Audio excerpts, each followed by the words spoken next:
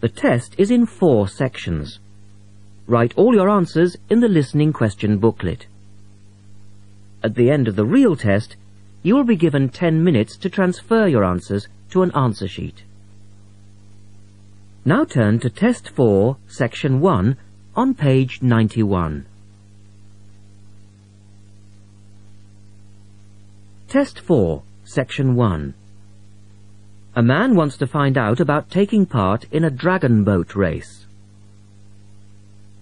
Listen to the conversation between the man and the woman and answer the questions.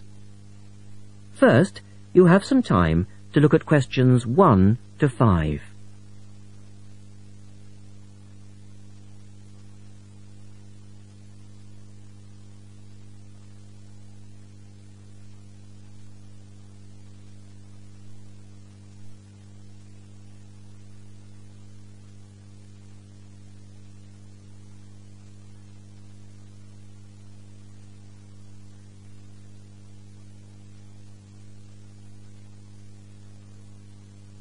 You will see that there is an example which has been done for you.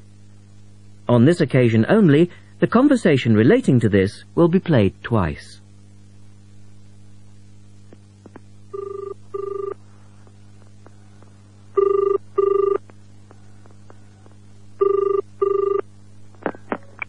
Scope Charity Office. How can I help you?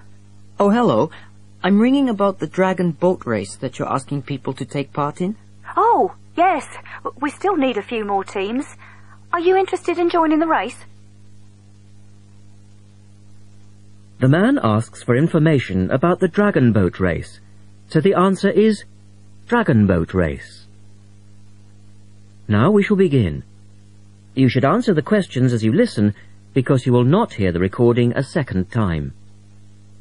Listen carefully and answer questions 1 to 5.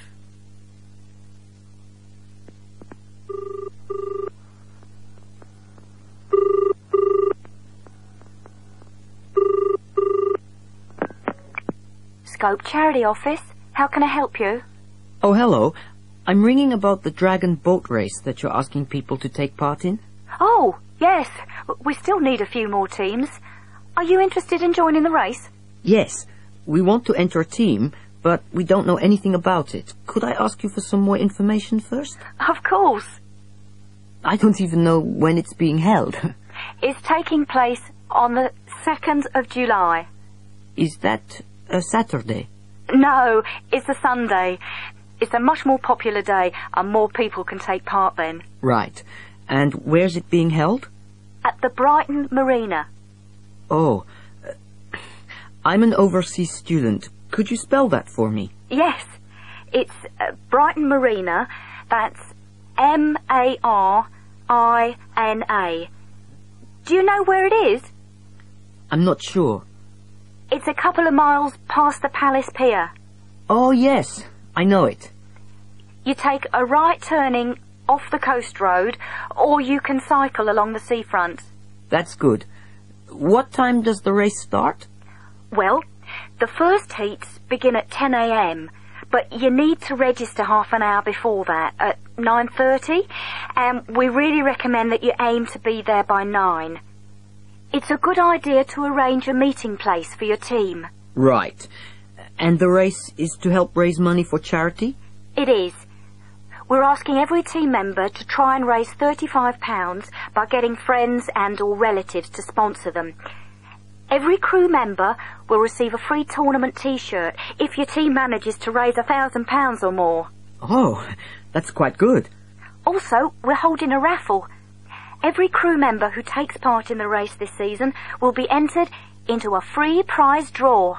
Oh, what's the prize? It's pretty good. It's a holiday in Hong Kong. Sounds great. The man asks for more information. Look at questions 6 to 10.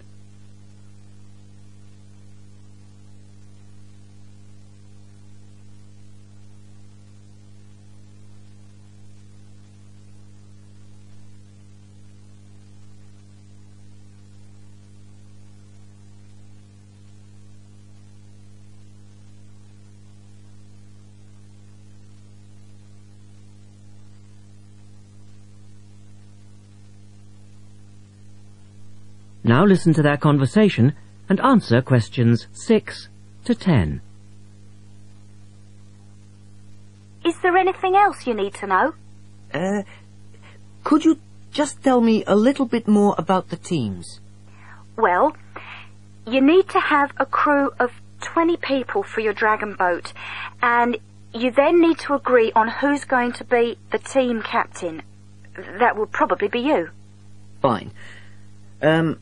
I've got a group of 20 people who are interested. Do all the team members have to be a certain age? Well, there's no age limit as such, but if you have a team member who's under 18, then they have to get their parents' permission to take part. Yes, that makes sense. It isn't dangerous, but we do have boats that turn over in the water, and for that reason we need to insist that everyone wears a life jacket as well. And you can hire life jackets from us when your team arrives. What do you advise people to wear? Well, most people wear a t-shirt, shorts and trainers. I certainly wouldn't recommend that you wear jeans or boots. In fact, it's a very good idea to bring some spare clothes. Okay. It can get quite cold and wet if the weather's bad, and there's quite a bit of hanging around, especially if you qualify for the semi-finals or the final. I see what you mean. Have you got a name for your team? Oh, not yet, no. Well, you need to decide on one and then put it on the entrance form, which I'll send you. Oh, okay. So, if you'd like to give me your address, I'll be happy to send details first class. That is the end of section 1. You now have half a minute to check your answers.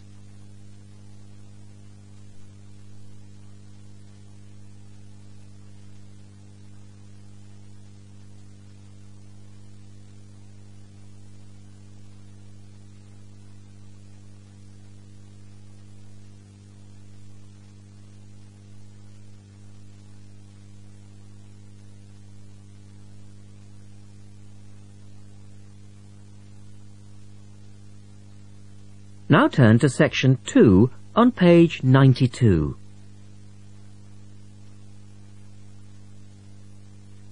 Test 4, section 2. You will hear a talk by a wildlife specialist on a type of bird called a kiwi. First, look at questions 11 to 15.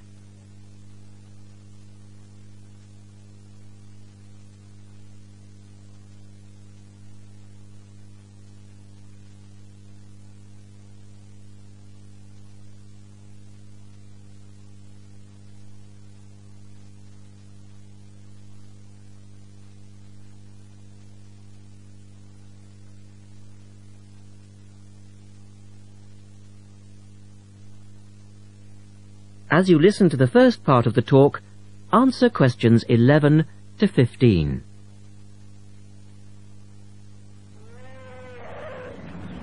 Ladies and gentlemen, welcome to Auckland Zoo on this sunny Sunday afternoon and to our special Kiwi fundraising event. My job is to tell you all about the amazing little Kiwi, and your job, hopefully, is to dig deep in your pockets. Now, for the benefit of our overseas visitors here today, I should explain first of all that the kiwi is the national bird of New Zealand, and sometimes New Zealanders themselves are known as kiwis. Now, while kiwis in the wild are a rare sight, the kiwi as a symbol is far more visible. Apart from being in toy stores and airport shops all over the world, you'll find them on our stamps and coins. The kiwi is the smallest member of the genus Apteryx, which also includes ostriches and emu. It gets its name from its shrill call, which sounds very much like this. Kiwi! Kiwi! Kiwis live in forests or swamps and feed on insects, worms, snails and berries. It's a nocturnal bird with limited sight, and therefore it has to rely on its very keen sense of smell to find food and to sense danger. Its nostrils are actually right on the end of its long beak, which is 1/3 of the body length. Now, here's an interesting fact. Although kiwis have wings, they serve little purpose, because the kiwi is a flightless bird. Since white settlement of the islands, kiwi numbers have dropped from 12 million to less than 70,000, and our national bird is rapidly becoming an endangered species. This is because they're being threatened by what we call introduced animals, animals which were brought to New Zealand, such as cats and ferrets, which eat kiwi eggs and their chicks.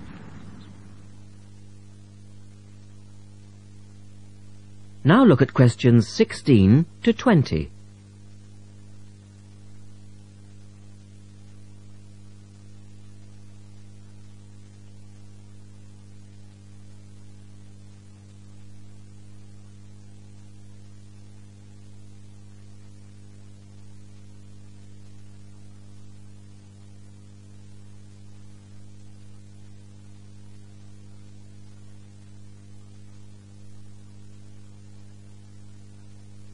As the talk continues, answer questions 16 to 20. And so we have launched the Kiwi Recovery Programme in an all-out effort to save our national bird from extinction. There are 3 stages to this programme. Firstly, we have the scientific research stage. This involves research to find out more about what kiwis need to survive in the wild. Then secondly, we have the action stage. This is where we go into the field and actually put our knowledge to work. We call this putting science into practice. And then we come to the 3rd stage, the global education stage.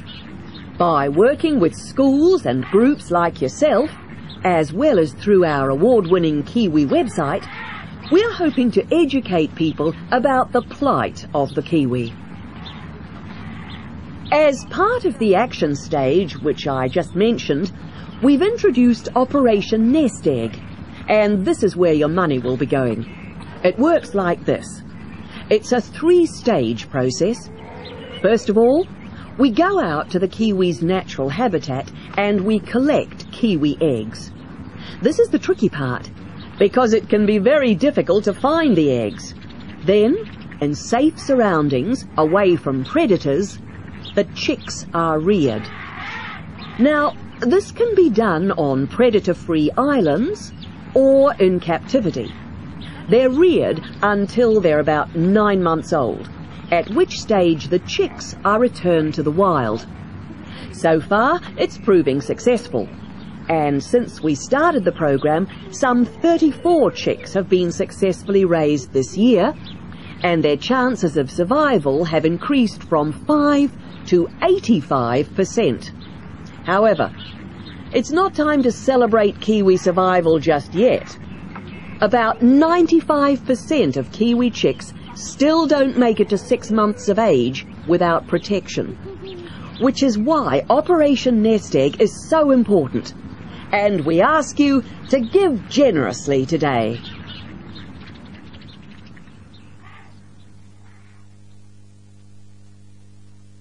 That is the end of section 2. You now have half a minute to check your answers.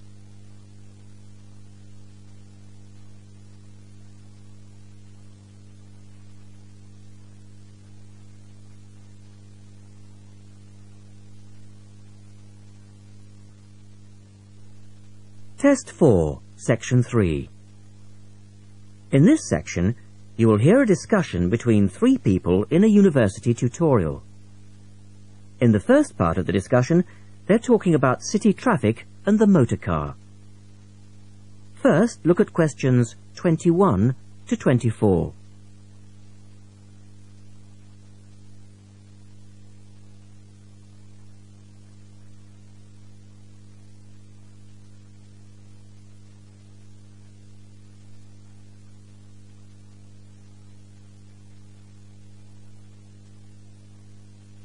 Now listen to the first part of the discussion and answer questions 21 to 24. We're very pleased to welcome Professor Isaac Nebworth to our tutorial group today. and he's come to share one of his pet passions with us: city traffic and our Western dependence on the motor car. I believe questions are quite welcome throughout. Thank you. Well, I know you're all very familiar with the superhighway here in Melbourne, but do superhighways automatically lead to super wealth, as our politicians would have us believe? I think not. Can you give us an example of what you mean exactly? Sure. Well, by continuing to encourage this dependence on the motor car, we simply create more congestion and more urban sprawl. And you can see that here in Melbourne, right under your nose. Excuse me, I would just like to say that I feel the sprawl is part of the city. The freeways mean people can enjoy the benefits of living away from the centre on larger blocks with gardens, but still be able to drive back into the city centre for work or entertainment. Well, I'm not convinced that people want to do that. And is our money being well spent? It may be okay for you now, but come back to me in 5 years' time. Let's take City Link, for example, the new freeway here in Melbourne. Well, I use the freeway all the time. I think it's great. Ah, yes, but it cost $2 billion to build, and you could have gotten 10 times the value by putting the money into public transport. If you give the automobile road space, it will fill that space, and you'll soon find you'll be crawling along your City Link. But surely you cannot simply blame the car. Some of the blame must rest with governments and city planners. Well, there is an argument, surely, that building good roads is actually beneficial because most new cars these days are highly efficient. They use far less petrol than in the past, and emissions of dangerous gases are low.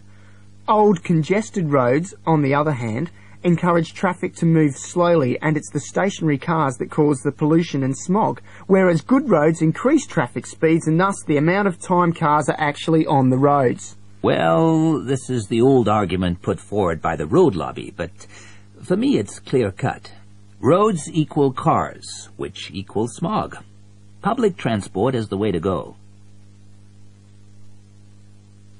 In the second part of the discussion, the professor talks about public transport in different cities. Look at questions 25 to 30 first.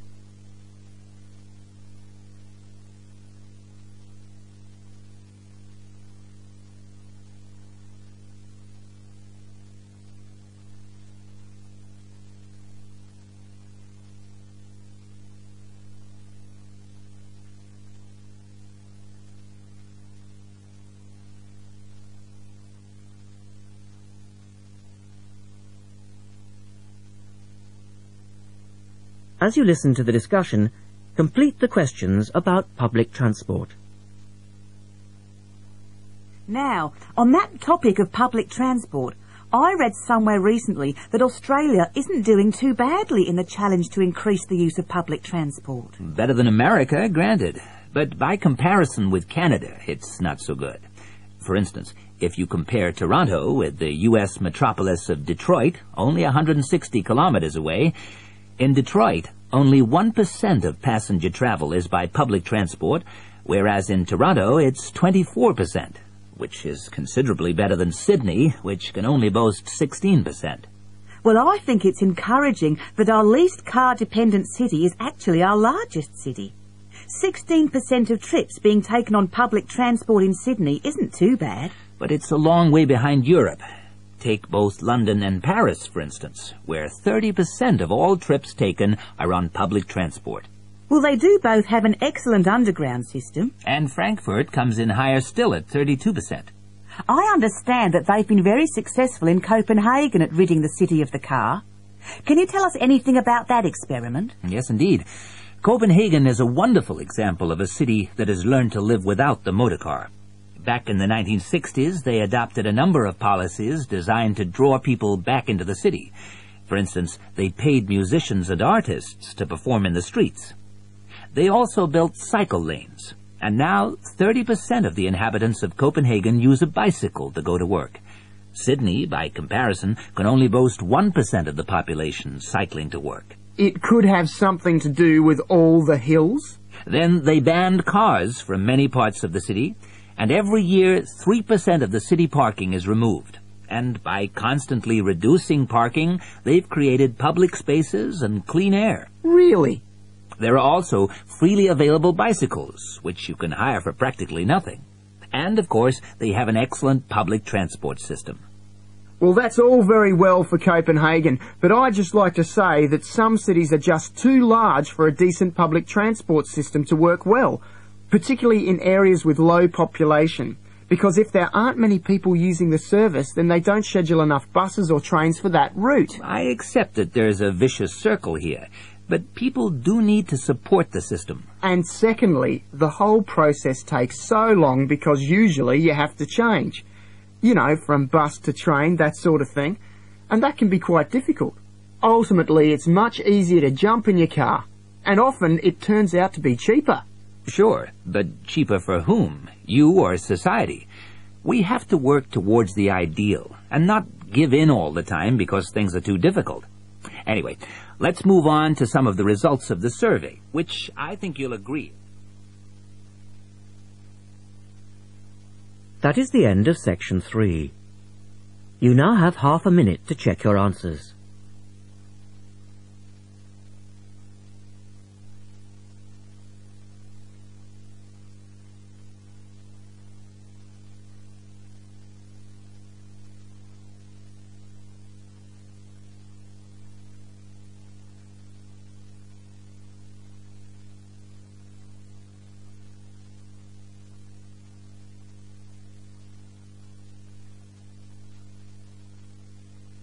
Now turn to section 4 on page 96.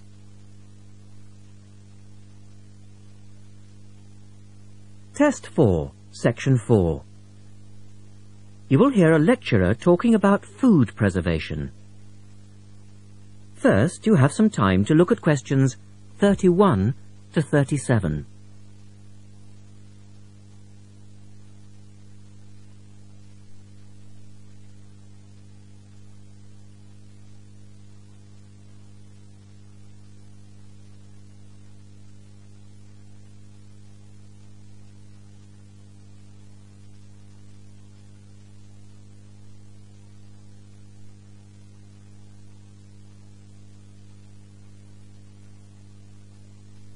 Now listen carefully and answer questions 31 to 37.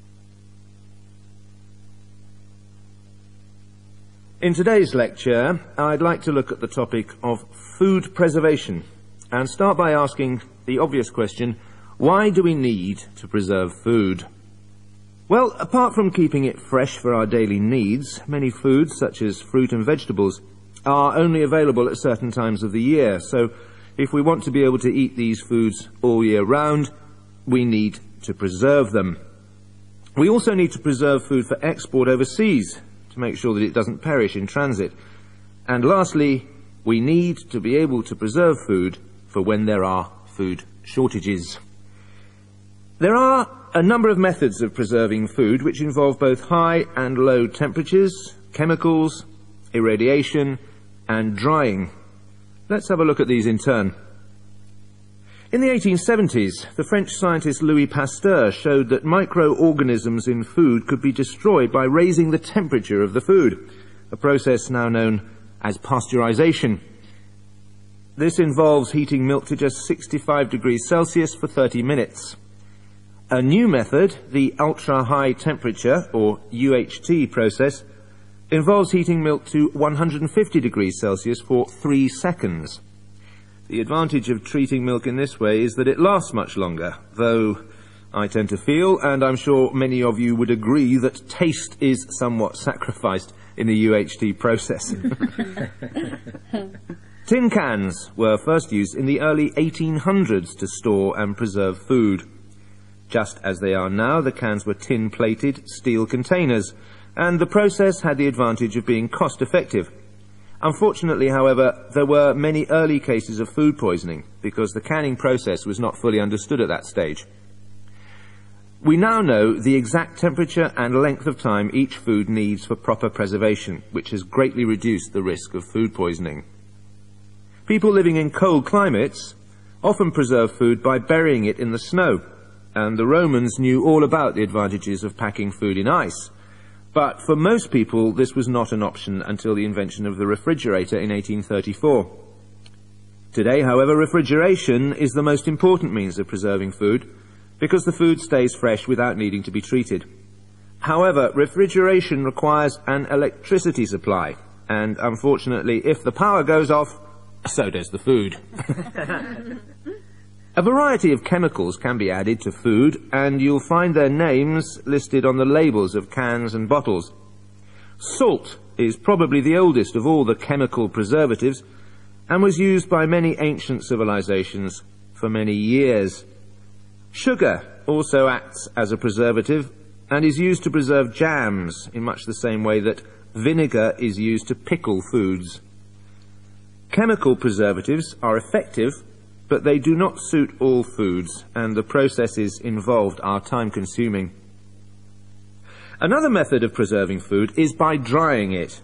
Most foods are 75% to 90% water, so if you remove the water, the microorganisms simply can't survive. When food is dried, it not only lasts a long time, but it also becomes much lighter, which is a big advantage, as this makes it cheap to store. Though some people argue that valuable nutrients are lost in the process. In the second part, the speaker describes the process of drying food. Look at questions 38 to 40.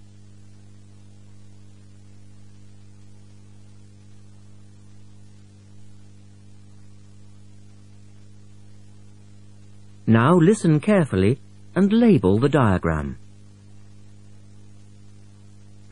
Early methods for drying food involved cutting it into strips and hanging it in the sun or over fires. But there are now a number of more modern methods which involve the use of recent technology. One of these is known as roller drying, and it's a highly effective way of making dried foods from liquids, such as soup. Have a look at this diagram to see how it works.